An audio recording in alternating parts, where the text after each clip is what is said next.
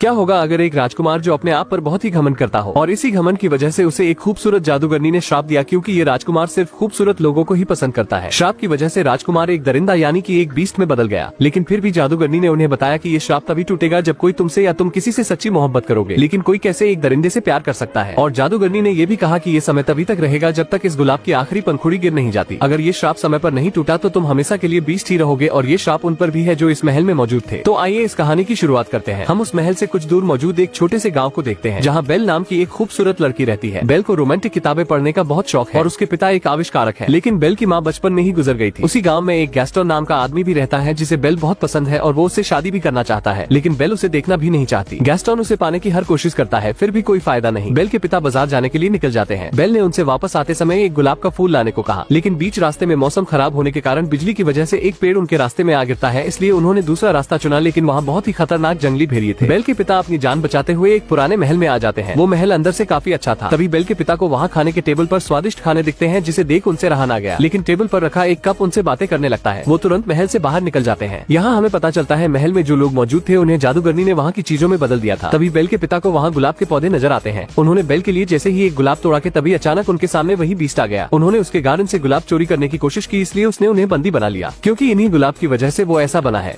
लेकिन बेल का घोड़ा वहाँ से भाग निकलता है। वो बहुत ही समझदार था और वो अपने गाँव में बेल के पास आता है। बेल उसे अकेला देखते ही समझ गई कि उसके पिता मुसीबत में है। वो घोड़ा बेल को उसी महल में ले आता है। बेल जब अंदर जाती है तो उसे कुछ आवाजें सुनाई दे रही थी, लेकिन उसे कोई भी नजर नहीं आ रहा था, क्योंकि ये वही श्रापित लोग हैं। तभी बेल को उसके पिता मिल जाते हैं, जिन्हें वो बीस्ट उम्र कैद की सजा दिया है बस एक गुलाब के लिए। तभी वहाँ वो बीस्ट आ जाता है। बेल उससे अपने पिता से आखिरी बार मिलने को कहती है। वो बीस्ट कहता है अगर ये एक बार खुलकर बंद हो गया तो दोबारा कभी नहीं खुलेगा। बेल उसकी बात मान जाती है, इसलिए वो गेट को खोल देता है, लेकिन बेल अपने पिता को धक्का देकर खुद को उस कैद खाने में बंद कर लेती है। बीस्ट ने कहा था ये दरवाजा बंद होने के बाद वो इसे कभी नहीं खोलेगा, इसलिए वो उसके पिता को आजाद कर देता है। लेकिन जब बीस्ट उसके आसपास नहीं था तो एक कैंडल स्टैंड और एक घड़ी उस दरवाजे को खोल देते हैं और बेल को एक कमरे में ले जाते हैं, क्योंकि इन्हें लगता है कि यही उन्हें मुक्ति दिला सकती है। वो कहते हैं तुम वहाँ नहीं बल्कि इस कमरे में रहोगी। लेकिन जब उस बीस्ट को ये बात पता चलती है कि इन्होंने उस लड़की को वहाँ से आजाद करके एक कमरा भी दे दिया तो वो इन पर बहुत ही गुस्सा होता है। लेकिन ये दोनों उसे समझाते हैं कि शायद यही लड़की हमें श्राप से आजाद कर सकती है, इसलिए तुम्हें उसे मनाना चाहिए, क्योंकि तुम्हारी वजह से ही हमें भी श्राप मिला और तुम ही हमें और अपने आप को मुक्ति दिला सकते हो। सभी के कहने पर वो बीस्ट मान जाता है और बेल को अपने साथ खाने के लिए पूछता है, लेकिन बेल वहाँ से भागने की प्लानिंग कर रही थी। वो बीस्ट से कहती है मैं मर भी जाऊँ लेकिन ऐसा कभी न करो। बेल के इस जवाबों से सभी लोगों को अब पूरा यकीन हो चुका था कि यही हमें मुक्ति दिला सकती है। लेकिन बीस्ट बेल के इस बातों से और भी ज्यादा गुस्सा हो जाता है और वहाँ से उस जगह चला जाता है जहाँ वो गुलाब रखा गया है, जिसकी सारी पंखुड़ियाँ गिरने के बाद वो हमेशा के लिए बीस्ट ही रहेगा और बाकी के लोग जो इंसान से महल की चीजों में बदल गए हैं वो हमेशा के लिए निर्जीव हो जाएंगे और उस गुलाब की कुछ ही पंखुड़ियाँ बची हुई है। उनके पास बहुत ही कम समय है। दूसरी तरफ हम बेल के पिता को देखते हैं, जो अपने गाँव पहुँचकर सभी को सारी बात बताते हैं और ये भी कहते हैं मेरी बेटी की जान खतरे में है, लेकिन उन पर कोई भी विश्वास नहीं करता। तभी गैस्टन कहता है मैं आपकी बातों पर यकीन करता हूँ, लेकिन असल बात तो ये है कि वो उनकी बेटी से शादी करना चाहता है और इससे अच्छा मौका उसे कभी नहीं मिलेगा, इसलिए वो अपने साथी को लेकर बेल के पिता के साथ निकल जाता है। लेकिन जब ये लोग वहाँ पहुँचते हैं तो उन्हें वो रास्ता ही नहीं मिलता जो महल तक जाता है। इस बात से गैस्टन बेल के पिता पर भड़क जाता है और कहता है तुम बूढ़े होकर से ठिया गए हो, और वो गुस्से में उन्हें जंगल में एक पेड़ के नीचे बांधकर दोनों उन्हें अकेला छोड़कर वहाँ से चले जाते हैं। लेकिन अगली सुबह एक औरत वहाँ आती है जिसका नाम एगथा है। वो बेल के पिता को बचा लेती है। इसके बाद हम बेल को देखते हैं जो उस जगह पहुँच गई है जहाँ वो गुलाब का फूल रखा गया है। वो उसे छूने ही वाली थी, लेकिन तभी वहाँ बीस्ट आ जाता है। वो कहता है तुम इसे छूकर हम सबकी जिंदगी खत्म करने वाली थी और कहता है तुम्हें यहाँ से जाना होगा। वो बेल को अपने महल से निकाल देता है। बेल वहाँ से रोते हुए निकल जाती है। तभी रास्ते में उसे कई खूंखार भेड़िए घेर लेते हैं, लेकिन बेल को बचाने के लिए वहाँ बीस्ट आ जाता है। वो उन भेड़ियों से लड़ता है और बेल को उनसे बचा लेता है, लेकिन लड़ाई के दौरान बीस्ट भी घायल था और वो जमीन पर गिर गया। बेल उसे अपने घोड़े की मदद से दोबारा महल में लाती है। अब वो एक बार फिर से महल में लौट आई थी, इसलिए वहाँ के लोग खुश हो जाते हैं। वो चाहते हैं कि बेल यहाँ रहे और वो बीस्ट से मोहब्बत करे ताकि वो सभी श्राप से मुक्त हो सके। वो बेल को ये तो बता चुके हैं कि इस गुलाब की आखिरी पंखुड़ी उनकी आखिरी जिंदगी होगी, लेकिन उन्होंने उसे ये नहीं बताया कि इससे मुक्ति कैसे मिलेगी। बेल अब बीस्ट का इलाज करती है। बेल को किताबें पढ़ने का बहुत शौक है, इसलिए वो बीस्ट उसे अपनी लाइब्रेरी में ले जाता है। बेल इतनी सारी किताबों को देख हैरान हो जाती है, क्योंकि उसके गाँव में उसे एक किताब के लिए बहुत मेहनत करनी पड़ती थी। वहाँ पर किताबों का भंडार था। बेल बहुत ही खुश थी, इसलिए बीस्ट ने कहा अगर तुम यहाँ रहना चाहती हो तो रह सकती हो और यहाँ तुम्हें किसी भी चीज की कमी नहीं होगी। और अब इन दोनों में धीरे धीरे दोस्ती होने लगती है। ये साथ में घूमते हैं। बेल उसे किताबें पढ़कर सुनाती है। वो अब साथ में खाना भी खाते हैं। तभी बीस्ट उसे एक जादुई किताब दिखाता है जो उसे जादूगरनी ने दिया था। वो बताता है कि इस किताब की मदद से तुम समय में कहीं भी जा सकती हो। इसके बाद बेल उस जगह जाती है जब उसकी माँ ने उसे आखिरी बार देखा था। उसे पता चलता है कि उसकी माँ को प्लेग नाम की बीमारी हो गई थी, इसलिए उन्होंने बेल के पिता से कहा कि बेल को लेकर हमेशा के लिए यहाँ से दूर चले जाओ ताकि उस तक ये बीमारी ना पहुँचे। ये जानकर बेल काफी दुखी होती है। इसके बाद वो कैंडल स्टैंड और भी बाकी के लोग बीस्ट को मनाते हैं और फिर उसे अच्छे से तैयार करते हैं। इधर बेल को भी तैयार कराया जाता है, क्योंकि ये दोनों एक साथ डांस करने वाले हैं जो बेल को बहुत ही पसंद है। दूसरी तरफ हम बेल के पिता को देखते हैं जो अपने गाँव पहुँचकर सभी को बताते हैं कि गैस्टन ने उन्हें जंगल में बांध कर छोड़ाया था ताकि भेड़िए उन्हें मार कर खा जाए। उनके साथ एगाथा भी थी। लेकिन गैस्टन ने कहा ये झूठ बोल रहे हैं, इनकी दिमागी हालत ठीक नहीं है,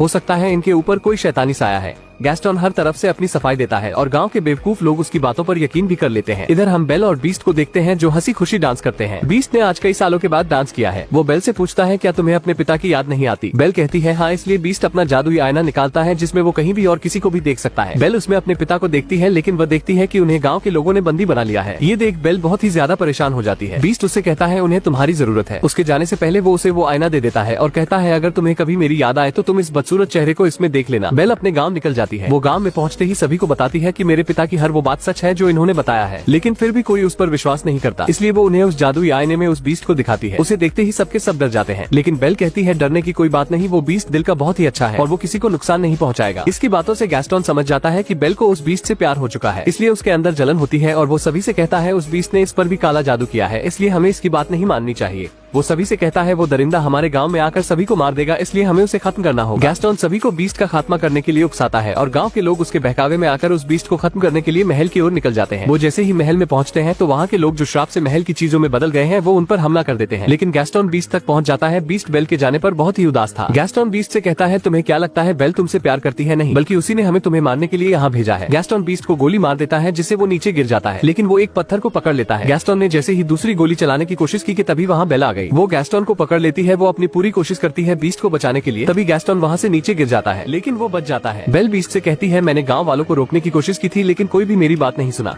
बेल को देखकर एक बार फिर से बीस्ट का जज्बा जाग उठता है और वो ऊपर चढ़ जाता है। वो गैस्टन से लड़ना नहीं चाहता, लेकिन वो मजबूर है क्योंकि गैस्टन बहुत ही कमीना इंसान है। बीस्ट उससे लड़ता है और उसे महल से नीचे गिराने ही वाला था, लेकिन गैस्टन कहता है मुझे मत मारो बीस्ट। लेकिन बीस्ट कहता है मैं बीस्ट नहीं हूँ। वो गैस्टन की जान बख्श देता है और कहता है यहाँ से चले जाओ कहीं दूर। गैस्टन वहाँ से जाने लगता है, लेकिन वो बहुत ही कमीना इंसान था। वो बेल को इतनी आसानी से कैसे छोड़ता? वो मौका पाकर बीस्ट पर अपनी बंदूक से 2 गोलियां चलाता है जिससे बीस्ट वहीं गिर जाता है, लेकिन तभी गैस्टन के पैरों की दीवार टूट जाती है और वो नीचे गिरकर मर जाता है। इधर बीस्ट की आखिरी सांसें चल रही थी। बेल उससे कहती है अब मैं तुम्हें कभी नहीं छोड़कर जाऊंगी। बीस्ट कहता है ये मेरी आखिरी सांसें हैं, अब मैं नहीं बच सकता। बेल कहती है सब कुछ ठीक हो जाएगा, लेकिन तभी गुलाब की बची हुई वो आखिरी पंखुड़ी भी गिर जाती है। उसके गिरते ही बीस्ट एकदम से खामोश हो जाता है और बाकी के लोग भी निर्जीव हो जाते हैं। उनके अंदर जो जान थी वो पूरी तरह से खत्म हो जाती है, क्योंकि श्राप से मुक्त होने का वो समय भी खत्म हो चुका था। बीस्ट के जाने से बेल की आंखों में आंसू आ जाते हैं। वो बीस्ट को कहती है मैं तुमसे प्यार करती हूँ और वो उसे किस भी करती है। ये देखा एगाथा जिसने बेल के पिता को बचाया था, जिसे गाँव से भी निकाल दिया गया था। यहाँ हमें पता चलता है कि ये वही जादूगरनी है जिसने इन्हें श्राप दिया था। उसे जब पता चला कि बीस्ट इस लड़की से प्यार करता है और बेल भी उसे चाहती है, यानी कि अब वो श्राप खत्म हो चुका है, इसलिए वो अपनी शक्तियों से सभी को वैसा ही बना देती है जैसे ये पहले थे। बीस्ट जो एक हैवान था वो एक सुंदर राजकुमार में बदल जाता है। बेल उसे इंसानी रूप में देख बहुत ही खुश हो जाती है और अब ये मूवी यही खत्म होती है। अगर आपको हमारा ये एक्सप्लेन पसंद आया हो तो इस वीडियो को लाइक और चैनल को सब्सक्राइब कर ले।